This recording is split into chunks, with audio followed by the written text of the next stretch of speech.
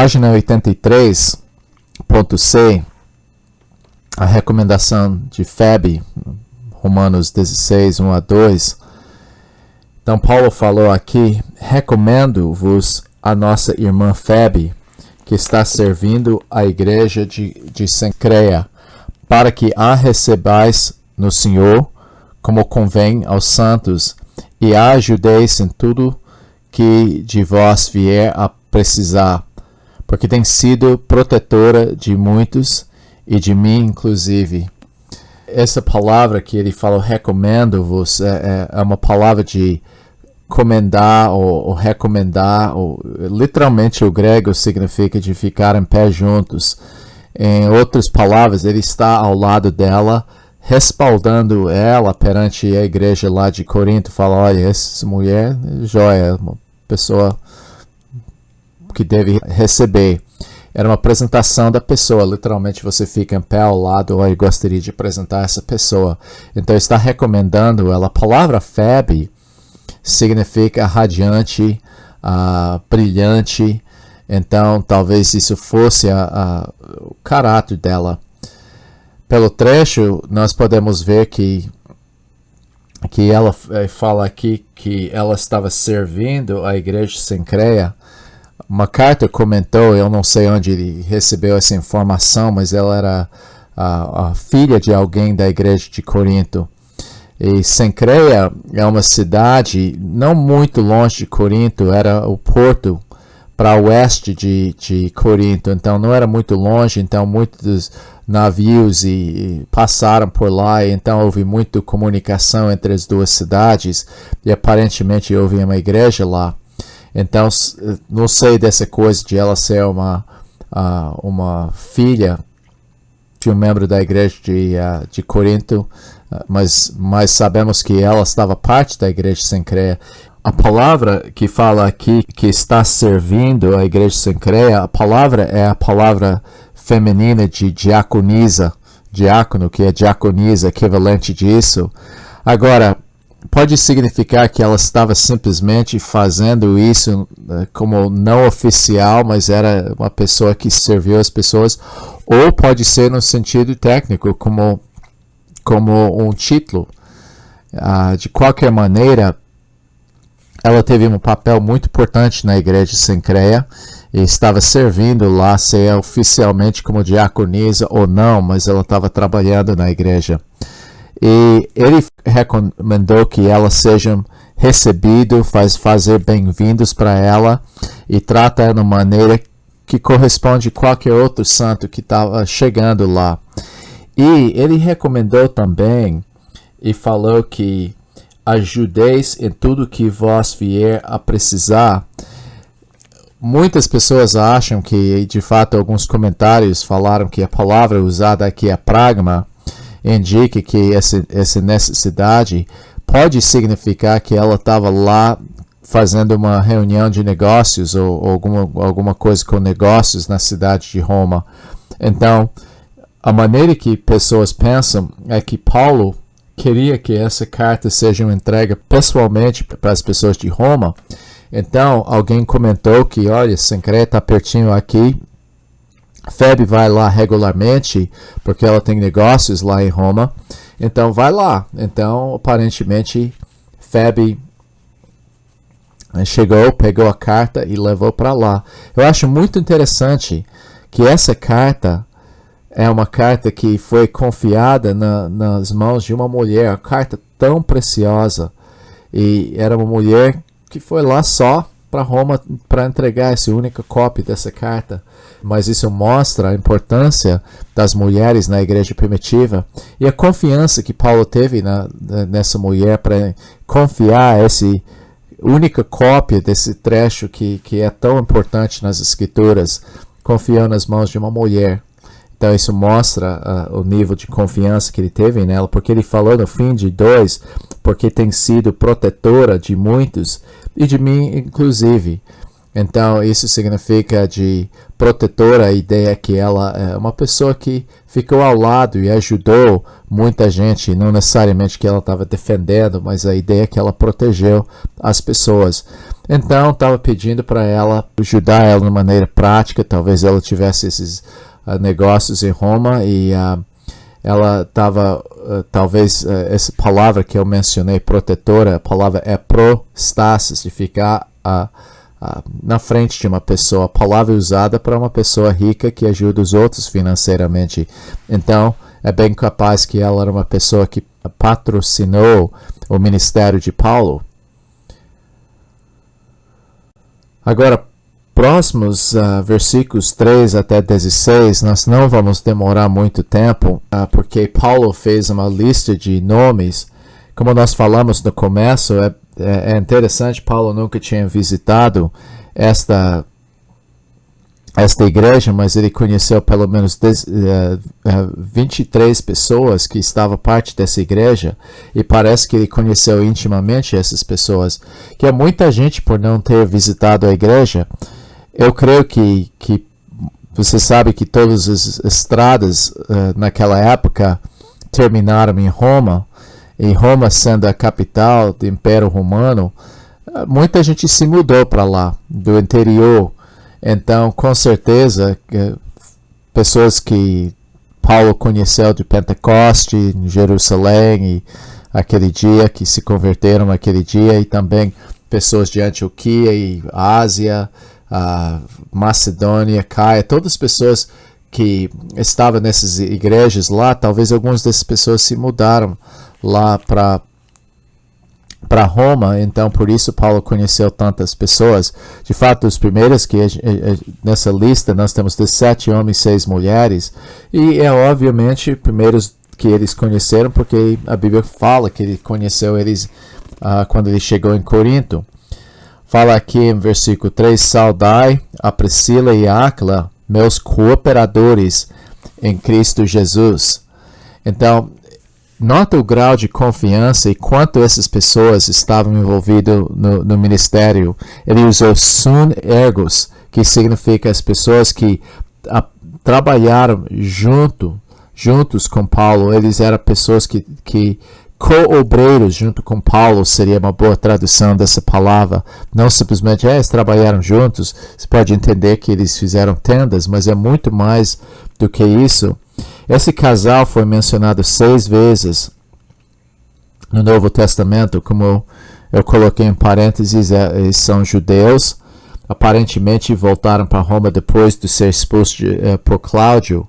Você lembra que Atos, quando Paulo conheceu eles em Atos 18, ele mencionou que eles foram expulsos de Roma por causa do Cláudio, e agora eles têm voltado para Roma. E eles são mencionados 6 vezes no Novo Testamento. Priscila é mencionada primeiro, talvez porque fosse de uma classe mais alta, ou porque ela era mais notável. Isso não significa que ela não foi submissa ao marido, mas o marido talvez não destacou tanto como a própria Priscila, e ela era muito mais extrovertida, talvez. Mas de qualquer maneira, é interessante que o nome dela foi colocado primeiro. Como falei, ponto B, que cooperadores, co-obreiros, sun ergos, o trecho aqui fala que os quais pela minha vida arriscaram as suas próprias cabeças, e isso lhe agradeço, não somente eu, mas também todas as igrejas dos gentios.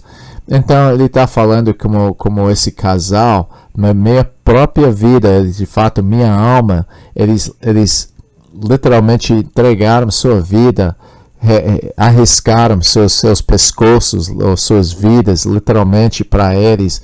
E ele fala, eu mesmo, eu estou grato, mas não somente eu, mas as outras igrejas também que amaram Paulo e viu a importância do ministério. Então isso foi uma coisa muito importante para eles, realmente arriscar suas vidas. Eles colocaram suas vidas à disposição dessa maneira, potencialmente morrendo na defesa de Paulo.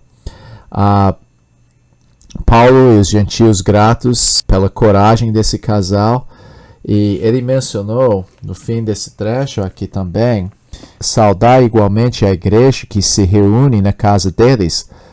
Então isso está em versículo 5. Isso indica que, você sabe que nos primeiros 2, 3 séculos da história da igreja não houve nenhum prédio. Eles reuniram nas casas das pessoas, incluindo Áquila e Priscila. Esse era o costume deles. Você vê isso em 1 Coríntios também, 16, eles mencionaram sobre a igreja na casa deles. Então isso era um grupo menor que reuniu regularmente. Houve vários grupos pequenos que reuniram dos lares em Roma até esse ponto. Então Paulo deu uma saudação especialmente para eles. Isso é uma das coisas que nós temos que lembrar. O culto maior não existia geralmente na igreja primitiva. De vez em quando eles tiveram a oportunidade para o grupo de toda a cidade se reunir no mesmo lugar, mas o mais comum era de eles reunir nos grupos menores, nos lares, onde eles ministraram um ao outro.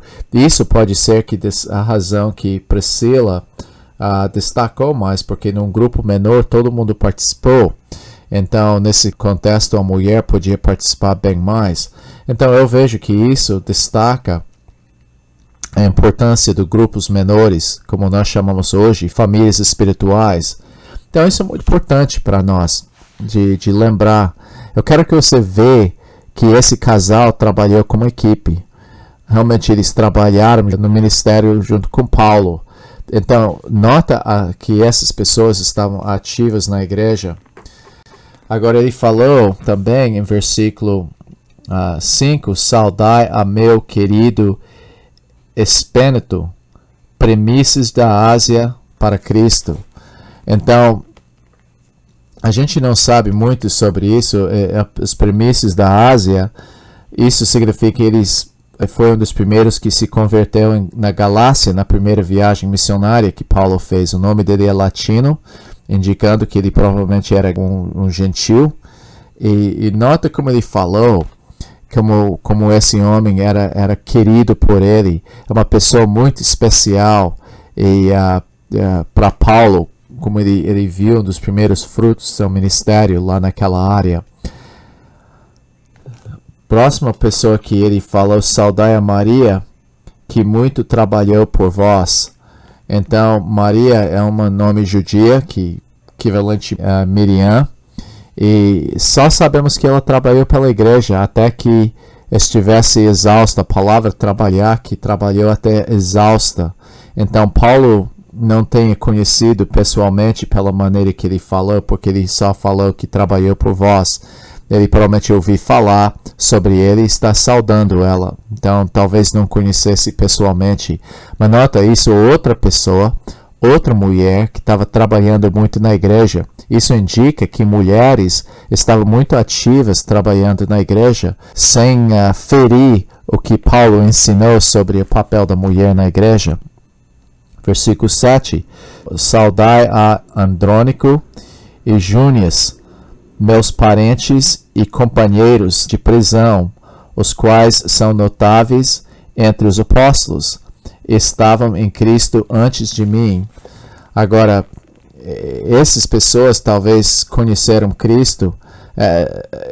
Interessante, algumas pessoas falaram esse Júnior, talvez é o nome de uma mulher, ninguém sabe com certeza, mas quando ele chamou eles aqui parentes, é difícil de saber que se literalmente são parentes de Paulo, ou provavelmente está falando que são parentes em termos de outros judeus.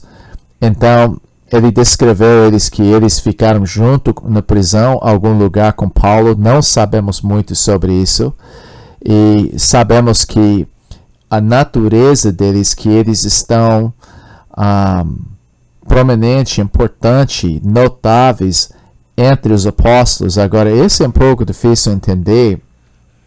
Isso é possível que Paulo está falando que esses dois foram bem notáveis, que os apóstolos falaram bem deles, mas o mais provável é que ele está descrevendo esses dois como apóstolos. Isso indica que eles tiveram o ministério de fundar igrejas e eles também tiveram esse papel de fundar igrejas e foram chamados apóstolos, que significa missionário. Então esse é um caso em que duas pessoas foram chamadas apóstolos que não fizeram parte do 12 e Paulo, porque eles tiveram uma função apostólica dentro da igreja. E ele reparou também que eles se tornaram cristãos antes de Paulo. Então, quando nós não sabemos, talvez em Jerusalém, talvez fizeram parte da igreja em Judeia, sendo provavelmente judeus, porque Paulo descreveu eles como parentes. Mas nota, essas pessoas estavam tão ativos que eles eram ativos como apóstolos e até pagaram o preço de ser prisioneiros por causa disso. Na apostila tem o número 5, Júnia. Esse é possível que a palavra Júnias seja o nome da mulher, então talvez esse nome de uma mulher talvez fosse um casal, Andrônico e Júnia. Versículo 8, saudai Ampliato, meu dileto amigo no Senhor. Então, normalmente esse nome Ampliato era o nome de um escravo. Talvez o túmulo dele tenha sido achado. Os arqueólogos houve um túmulo com esse nome e eles acham que talvez fosse achado esse túmulo desse próprio homem. Ele foi uma pessoa estimada pelos romanos e por Paulo. Paulo chama ele amado, no sentido de ágape. Isso indica que Paulo conheceu esse homem pessoalmente. Número 11 fala do Urbano e fala que saudai ao Urbano, que é nosso cooperador em Cristo, e a meu amado Estaques. Então, esse Urbano é um nome latim. Isso, a palavra significa pertence à cidade. Urbano, você sabe, com urbanização, coisa assim, que fala pertence à cidade. Ele era um romano, mas ele ajudou Paulo a outro lugar. Não sabemos onde, certamente não foi Roma, porque ele usou a mesma palavra que ele usou para Priscila e Áquila como co-trabalhadores junto com eles. Eu quero que você repare aqui quanto dessas pessoas da igreja, apesar de ser uma igreja pequena, quanto dessas pessoas estavam ativas, trabalhando, sacrificando para o Senhor, e quantas foram mulheres também, que isso é importante. Esse Estaques é o nome grego, a palavra significa espiga. Ele não fala nada sobre essa pessoa, além de que é o amado também, que é uma pessoa que era importante na vida de Paulo. Ele provavelmente conheceu pessoalmente. Versículo 10, e isso seria número 13 na sua apostila, lá na página 83. Ele saudou uma pessoa que chama saudai Apeles, aprovado em Cristo. Saudai a casa de Aristóbulo. Então, essa palavra Apeles era um nome comum entre os judeus de Roma. A gente não sabe muita coisa. A ideia da palavra que ele era aprovado, isso significa que pela vida dele ele mostrou fruto de ser uma pessoa genuína. Ele foi testado e foi aprovado da maneira que ele ficou firme com Cristo. Então, outro nesse versículo, Aristóbulo, e talvez seja o neto de Herodes o Grande. Tem uma estábulo que foi com esse nome. Ele tinha morrido ou não conheceu Cristo porque não foi cumprimentado nesse trecho aqui. Em versículo 10 ele fala: saudai os da casa de Aristóbulo. Isso pode ser que ele era parente de Herodes o Grande, uma pessoa rica, e muita gente da casa dele se converteu, mas aparentemente ele não se converteu. Pode ser que se converteu, mas realmente ele estava morto se ele tinha se convertido, senão Paulo teria saudado ele também. Versículo 11, saudai o meu parente Herodião. Então, além disso, nós não sabemos que ele era judeu e talvez alguma maneira parente no sentido judeu e talvez relacionado de alguma maneira com a família de Herodes. Agora ele mencionou em versículo 11 também, saudai os da casa de Narciso, que estão no Senhor. Agora de novo, houve um Narciso que foi o secretário de imperador Cláudio. Então, ele não é saudado, quer dizer, não mencionou Narciso, só as pessoas que estavam no Senhor na casa dele. Então, ele não é saudado aqui, esse homem. Claro que isso foi depois de essa carta, que houve um homem que chamava Narciso, que esse secretário, embaixo do Cláudio, foi executado por Nero. Então, isso foi depois dessa carta. Então, o fato que Paulo não saudou ele indica que se ele fosse esse oficial romano, ele não tinha se convertido até esse ponto. Talvez depois, não sabemos. Aí em versículo 12, esse está na página 84, tem número 17, e isso está no versículo 12, saudai a Trifena e a Trifosa, as quais trabalhavam no Senhor. Então, esses dois são nomes latinos e pelo nome nós entendemos que eram irmãs gêmeas. E eles falaram que também essas mulheres eram fiéis na obra do Senhor. Então, também no versículo 12, ele falou, saudai a estimada Précide, que também muito trabalhou no Senhor. Então, também essa palavra significa mulher persa, talvez mais velha, estimada.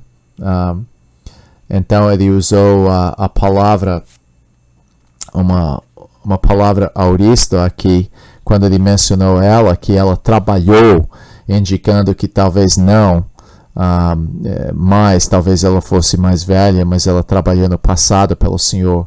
Então, pela maneira estimada, amada, é a maneira que ia respeitar uma pessoa mais idosa. Agora, tem uma coisa interessante aqui nesse próximo versículo 13, que é número 19, na página 84. Ele falou, saudai a Rufo, eleito no Senhor, e igualmente a sua mãe, que também tem sido mãe para mim. Então, esse com certeza era uma pessoa que foi conhecido pessoalmente por Paulo. Agora, em Marcos 15, 21, você lembra que o livro de Marcos foi escrito para os romanos também?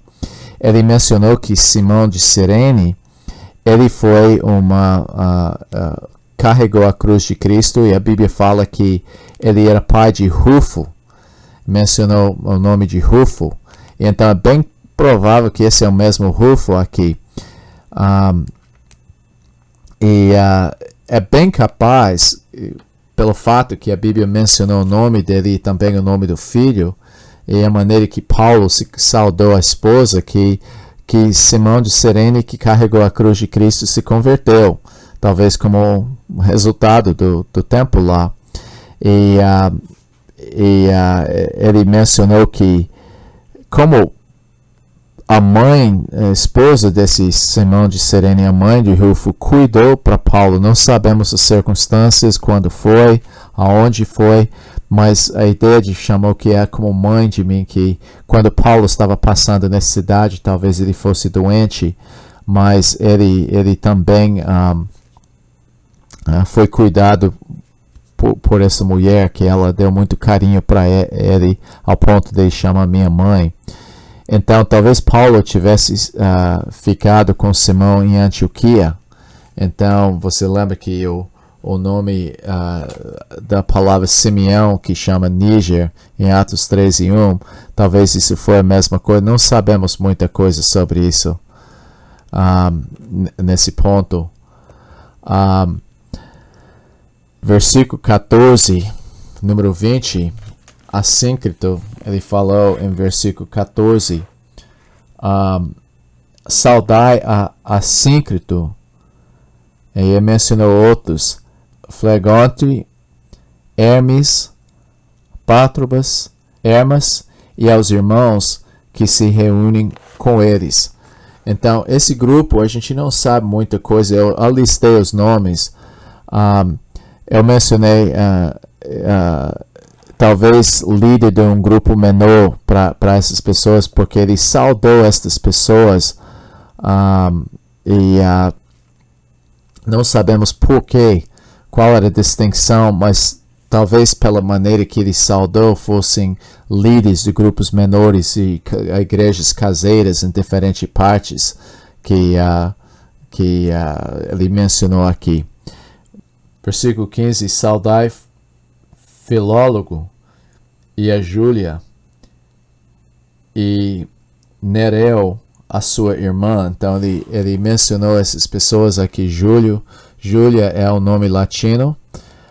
Nereu, talvez um escravo de um casal de classe alta que foi morto por ser cristão. Nós não sabemos muita coisa sobre essa pessoa aqui, porque houve um cidadão, um escravo que foi condenado. Eu estou falando que há um escravo com esse nome na história de Roma que apareceu lá. Então, muitas vezes pessoas pegam esses nomes aqui nessa lista e tentam comparar com pessoas que moravam em Roma e ver se essas pessoas foram pessoas conhecidas mesmo na história de Roma. Então ele mencionou também essa palavra Olimpas, que era a irmã desse pessoa, esse Nareu, e todos os santos que estavam junto com eles. Então ele mandou essas pessoas. Ele falou também na última parte de saudar uns aos outros, no versículo 17, como ósculo santo. Ele falou: saudai-vos uns aos outros com ósculo santo, todas as igrejas de Cristo vos saudam. Então essencialmente ele terminou isso, falou: olha, dá um abraço para um ao outro, dá um abraço para as igrejas mandam um abraço para você também. Eu mencionei essa palavra que ele usou, essa palavra ósculo santo. Era um beijo mesmo, mas era um beijo na bochecha ou na testa. Era costume de usar isso entre famílias, e a igreja primitiva costumava fazer esse mesmo saudação que pessoas íntimas fazem. A igreja se torna uma família para muitas pessoas, incluem-se todas as igrejas nessa saudação. Então, foi muito interessante. Eu quero que você reflete sobre essas pessoas. Estamos especulando sobre quem é, quem não é, mas você pode ver que muitas dessas pessoas Paulo conheceu pessoalmente, outros queria ouvir falar. A maioria das pessoas ele chamou falou do trabalho que eles fizeram na igreja. Parece que esse grupo de pessoas foram um grupo de pessoas bem ativo em trabalhar para o Senhor. Então, essa lista, você pode ver muitas coisas interessantes sobre essa igreja por meio dessa lista. Uma coisa que eu mencionei no começo que eu quero relembrar: é interessante que o nome de Pedro não foi mencionado nessa lista, porque a Igreja Católica afirma que Pedro foi para Roma e fundou a Igreja de Roma e se tornou o primeiro Papa. Agora, se a Igreja de Roma fosse fundada por Pedro, então Paulo pisou na bola grandemente. Ele saudou 23 pessoas, líderes, pessoas que estavam trabalhando, e daí não saudar Pedro, isso seria uma ofensa muito grande. Então, com certeza, Paulo e Pedro se deram muito bem um com o outro. E se Pedro tivesse sido em Roma naquela época, Paulo teria cumprimentado. Mas o fato é que Pedro não estava em Roma. E nem Paulo tinha ido para Roma ainda para fortalecer esse grupo. Então, eu gostaria de desafiar vocês a pensar sobre esse grupo aqui. Sua vida, como é que Paulo ia descrever você se ele tivesse saudado você nessa igreja aqui? Você está ativo dessa maneira, servindo, arriscando sua vida pelo Evangelho? Então nota que você está escutando, você é mulher, nota como as mulheres foram envolvidas, chamadas até co-obreiras junto com Paulo em várias ocasiões. Então essas pessoas foram ativas, envolvidas e usadas pelo Senhor. Então que Deus realmente faça isso de você. Página 84, no meio tem o aviso sobre as pessoas facciosas, em versículos 17 a 20, ponto E. Então, semente 69 fala: Satanás usa certas pessoas para causar divisão na igreja. Satanás usa certas pessoas para causar divisão na igreja. Vamos orar. Deus, tua igreja é preciosa nos teus olhos. Tua igreja é também o alvo do inimigo. E eu peço, Deus, que o Senhor abençoe ricamente as pessoas escutando esta parte, que o Senhor proteja cada pessoa do inimigo. Eu gostaria de agradecer ao Senhor muito por essa proteção, que estamos em Cristo, que a igreja é tua noiva e que tu és mais forte do que o inimigo.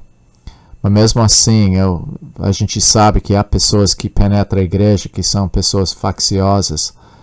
Eu peço, Deus, que o Senhor nos ajude a entender esse trecho e seguir esse aviso. Colocamos isso pedindo perante o Senhor, pedindo que o Senhor ilumine nossos olhos, em nome de Jesus. Amém. Então, semente 69, Romanos 16, 17 a 20, fala: Satanás usa certas pessoas para causar divisão na igreja. Uma das estratégias do inimigo é semear divisão entre os irmãos. As divisões vêm da forma de partidos, pecados e doutrinas falsas. Paulo pediu para eles tratar com firmeza os que estão sendo usados por Satanás para criar divisão. Devemos fazer o mesmo. Então não é que você vai ser grosseiro com as pessoas ou jogar pessoas fora que realmente estão tentando. Mas quando você vê que uma pessoa está lá para semear divisão, a gente não deve tolerar essas pessoas na igreja. Então, os exercícios e perguntas, leia Tito 3, 9 a 10. Já houve pessoas na sua igreja que agora tornou-se claro que foram usados por Satanás para criar divisão? Eu tenho visto isso muito. Número 3, ore pelo discernimento e sabedoria para tratar tais pessoas. Porque você não quer se desencorajar uma pessoa que está realmente aprendendo e quer mudar. Você não quer realmente danificar uma pessoa espiritualmente dessa maneira, mas também tem que proteger a igreja. Então, o aviso, de fato, vem aqui de versículo 17. Rogo-vos, irmãos, que noteis bem aqueles que provocam divisões e escândalos em desacordo com a doutrina que aprendestes. Afastai-vos deles, porque esses tais não servem Cristo, nosso Senhor, e sim o seu próprio ventre, e com suaves palavras e lisonjas enganam os corações dos incautos. Agora vamos analisar essa parte aqui. O aviso foi depois dessas saudações. Interessante como você viu tanta união.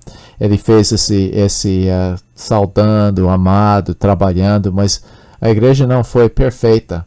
E de fato é inevitável que pessoas assim vão entrar na igreja para causar divisão. Então, quando ele falou isso no versículo 17, eu rogo-vos, ele está encorajando eles de ficam observando, fica observando, anota, fique alerta sobre essas coisas, isso que causa, e quando ele usou a palavra provocam divisões, a palavra literalmente fala que fica à parte, pessoas que se separam, pessoas que provocam a rebeldia. E ele mencionou que essas pessoas, em 17, eles falam, provocam divisões e escândalos. Esses escândalos são barreiras e tropeços para o progresso espiritual. O trecho também fala que eles, em desacordo com a doutrina, eles estão promovendo uma doutrina falsa nessa maneira. E ele falou, basicamente, não somente de evitar, mas virar as costas dessas pessoas. Porque ele falou que você tem aprendido a verdade, essas pessoas criam barreiras de crescimento espiritual e eles criam divisões na igreja. Ele falou, anota essas pessoas, fique de olho para essas pessoas. Então a resposta é afastar, evitar e ficar longe. Em versículo 18 ele descreveu esses falsos mestres, porque esses tais não servem a Cristo. Eles não estão lá, eles não são doulas, escravos que pertencem ao Senhor. E eles não são escravos do Senhor, mas estão escravizados por quê? Literalmente o ventre ou barriga, que isso indica os apetites, seja isso pode ser mais amplo do que simplesmente comida, mas são de satisfação de si mesmos, são egoístas. Eles falam também que eles não são servos do Senhor, são escravos ou servos da ventre e os seus desejos egoístas. Eles têm suaves palavras, amigáveis, eles são bem de falar, lisonjas, palavras que a ideia é de elogios, palavras meio falsas para tentar conquistar a pessoa. E eles estão lá para seduzir as pessoas que não são basicamente pessoas inocentes, mas talvez um pouco ingênuos seria essa maneira de seduzir a mente e a vontade dos inocentes dessa maneira. Então ele falou de ficar alerta para essas pessoas. Daí ele expressou a confiança nos romanos na luz disso, porque ele falou em versículo 19, pois fala que é relacionado com isso.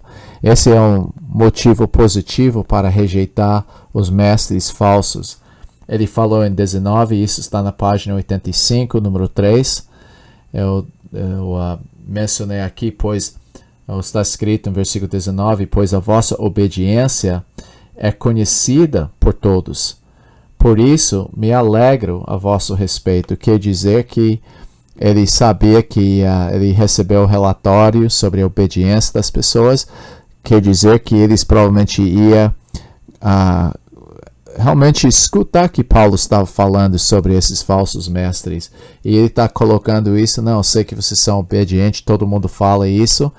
E ele falou, e conhecido por todos, por isso me alegro a vosso respeito e quero que sejais sábios para o bem e simples para o mal. Eu gosto dessa palavra, sábios para o bem, quer dizer, eles estão experientes, eles sabem praticar, mas simples para o mal, isso é discernimento, cientes, mas sem experientes, simples para o mal, indica que eles não têm experiência no mal, mas eles estão sempre alertos, especificamente para as pessoas que têm uma falsa doutrina. Então, isso é muito importante para a gente ver isso, que devemos realmente ser sábio, experiente no bem, e alerta para as pessoas que são os falsos. Daí, finalmente, ele terminou essa parte aqui. E o Deus da paz, em breve, esmagará debaixo dos vossos pés a Satanás. A graça de nosso Senhor Jesus Cristo seja convosco. Então, mais uma coisa, ele terminou com promessa final. Ele falou, mais uma vez, essa expressão que ele usou aqui, Deus de paz. O Deus da paz, que ele já usou isso. Esse é Deus de paz na vitória. Nota, há uma guerra, mas ele chamou ele o Deus da paz. Vai dar a vitória, porque ele vai usar a gente para derrotar Satanás. Então, ele está indicando que ele vai ser submisso a nós. Então, ele fala, não deixe Satanás usar essa estratégia contra vocês. Fica notando essas pessoas. Ele deu as qualidades dessas pessoas que provocam divisões, barreiras de crescimento e semeia a doutrina falsa. Então fala que essas pessoas não são servos de Cristo, eles simplesmente são gananciosos e ele falou que eu tenho confiança, que vocês são, todo mundo fala que vocês são obedientes, mas seja realmente, tenha discernimento e seja experiente no bem. Mas finalmente ele falou a promessa breve. De repente, um dia você vai ver a derrota de Satanás embaixo dos seus pés. Daí ele de novo terminou essa parte aqui com a saudação e falou que a graça do Senhor seja convosco. Agora, página 85, tem uma série de saudações para terminar esse trecho aqui. E esses são saudações que pessoas que estavam junto com Paulo estavam mandando para as pessoas lá da igreja. Então, mais uma vez, esse grupo que estava com Paulo, você pode ver como eles estavam ativos. Saldo-vos. Timóteo está mandando o abraço. Meu cooperador, co-obreiro. Nota essa palavra usada várias vezes. Ele é de Listra, acompanhou Paulo e foi deixado eventualmente em Éfeso. Estava lá. Daí ele mencionou Ilúcio. Esse é Lúcio de Cirene ou talvez o próprio Lucas. O contexto indica que era judeu, portanto não poderia ser Lucas. Então que ele falou em versículo 20, saudai-vos Timóteo, meu cooperador, e Lúcio, Jasson e Sosipatro, meus parentes. Então esse meus parentes indica que Lúcio, Jasson e Sosipatro, ele talvez fosse um homem de Bereia. Jasson talvez foi um dos primeiros convertidos de Tessalônica. Então, esse provavelmente não era Lucas, mas é mais provável que fosse Lúcio de Cirene, mas não sabemos quem foi. Mas esses três, e claro, esses primeiros quatro, incluindo Timóteo, eram judeus. Daí, ele mencionou também, eu, Tércio, que escrevi esta epístola, vos sauda no Senhor. Então, Tércio serviu como tipo secretário de Paulo, talvez simplesmente escrevendo enquanto Paulo falou, e ele era, geralmente Paulo teve isso, mas muitas vezes ele assinou e fez a última parte na sua própria letra. Mas Tércio era uma pessoa que serviu como secretário com Paulo. Então ele falou, eu, Tércio, que escrevi essa epístola, vos saudo no Senhor. Então, versículo 23, sauda-vos Gaio, meu hospedeiro, e de toda a igreja. Então, Gaio, ele foi batizado por Paulo em Corinto. Em 1 Coríntios 1:14 menciona ele. E essa é uma das razões que nós sabemos que essa carta foi escrita de Corinto, porque Gaio era de Corinto e ele era o hospedou, palavra zenos, estrangeiro, ele recebeu ele. E daí ele falou também, e toda a igreja, eles saudam vocês. Ele significa aqui que ele foi hospedeiro, não somente Paulo, mas também para toda a igreja. Agora, ele mencionou também, além de Gaio, saudai-vos Erasto, tesoureiro da cidade, e o irmão Quarto. Então, esse é difícil interpretar. Nós sabemos que esse Erasto, ele era tesoureiro. Eu acho que é uma referência extra-bíblica de que eles acharam em arqueologia de Corinto sobre um Erasto que era tesoureiro da cidade. Então esse homem, Erasto, era um nome muito comum, como João, Paulo, Pedro. Mas ele saudou eles e ele mencionou, ele não era também aquele em 2 Timóteo 4:20, mas esse quarto, essa pessoa que ele mencionou aqui, que chama Quarto, irmão Quarto, pode significar que ele era irmão de Erasto, porque nota que todas essas pessoas eram irmãos em Cristo, mas por que ele não ia mencionar? Na página 85, tem G.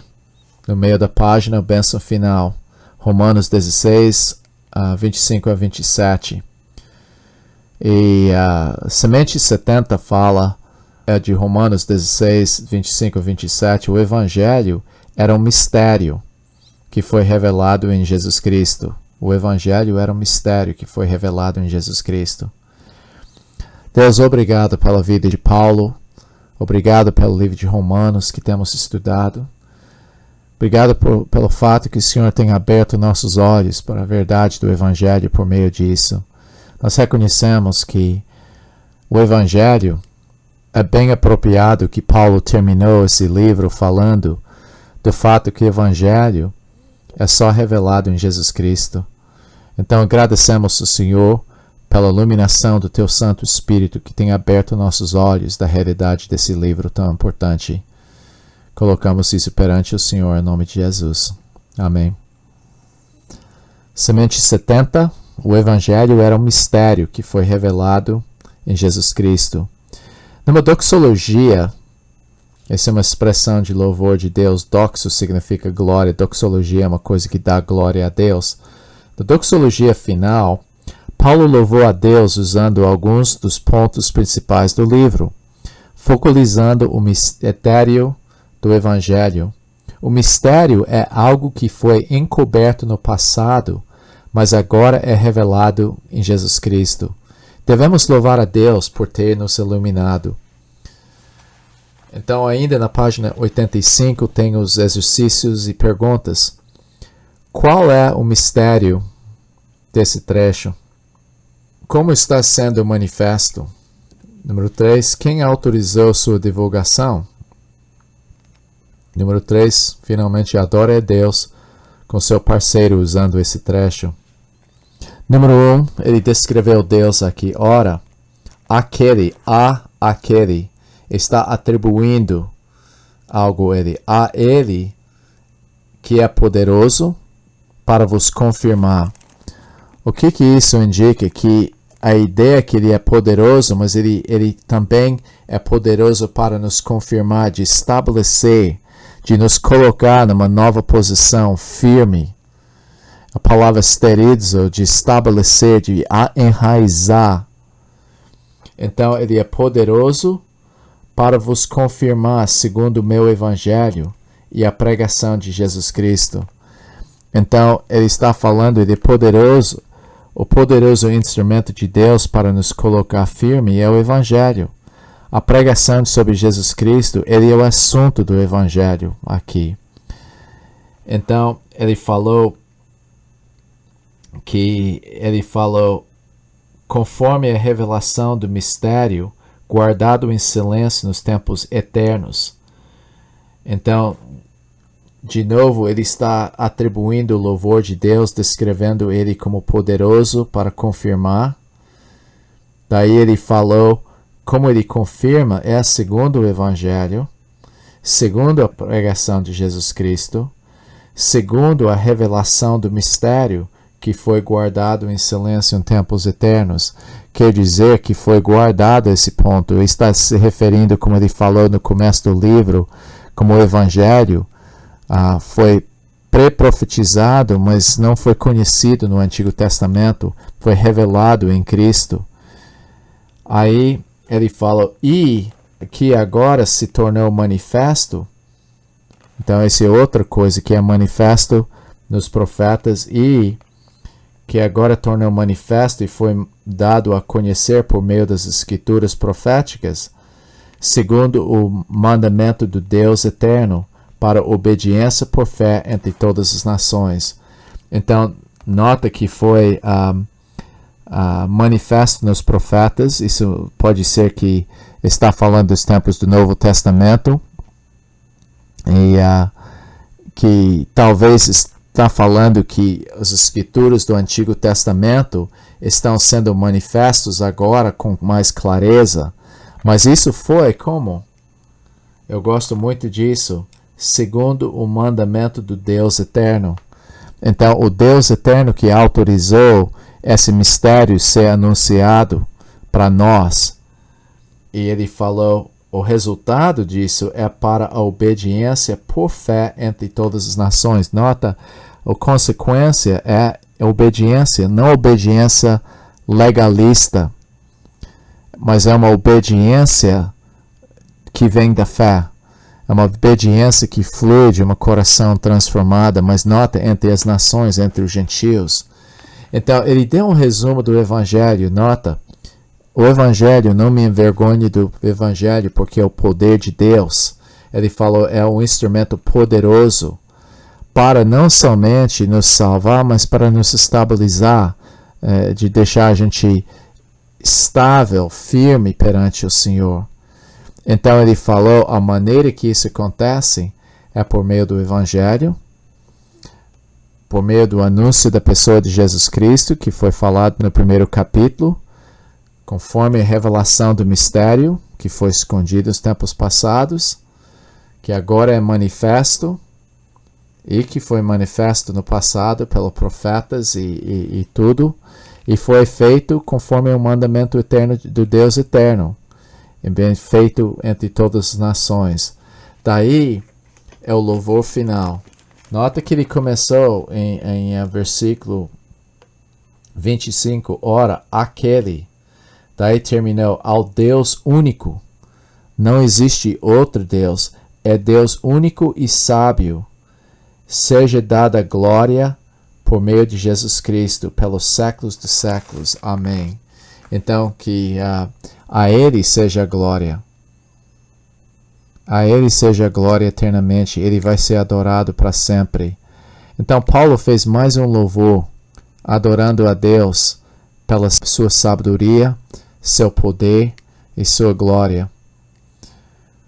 Eu gostaria de desafiar vocês a juntar com Paulo, de glorificar a Deus pelo Evangelho que temos estudado no livro de Romanos. Um Evangelho incrível. Eu olho nos planos que estão nesse livro de Romanos e Paulo foi um homem muito inteligente, mas esse livro foi além da sua capacidade. As ideias são ideias que Paulo não jamais poderia inventar. O plano de Deus vai contra todos os conceitos religiosos que existem no mundo. É de graça, sem mérito. É onde Deus toma iniciativa em vez de homem. Então a Ele seja a glória por meio de Jesus Cristo, para sempre. Amém. Então vamos terminar orando. Deus, obrigado por esse livro maravilhoso, pelo teu plano de salvação.